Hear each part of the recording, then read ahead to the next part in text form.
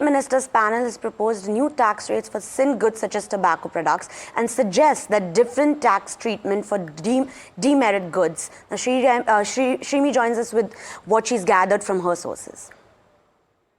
The group of ministers headed by Deputy Chief Minister of Bihar Samrat Chaudhary learned to have suggested new tax rate for demerit goods or sin goods including tobacco products. What we are picking up from our sources is that the state panel finalizes its rate rationalization report where there is no tweaking as such suggested by the panel. However, it suggested the rate adjustment of at least 150 item where we could see lowering of rates on some items while increasing the rates on some other items. So 150 item is on radar. However, there is no tweaking as such in the slab, the existing slab structure. Besides, it's also saying that in the 28% bracket which is there should be more item in that category, particularly apparel and expensive ready-made garments. So overall, the GST panel has finalized its reports, which GST Council could pick up in its upcoming December 21st meeting at Jaisalmer.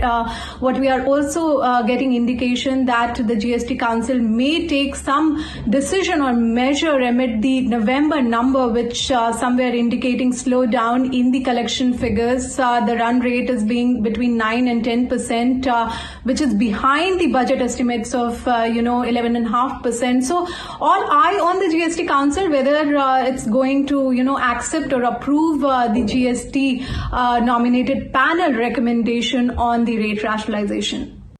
Thank you so much, Shrimi, for giving us those details. The next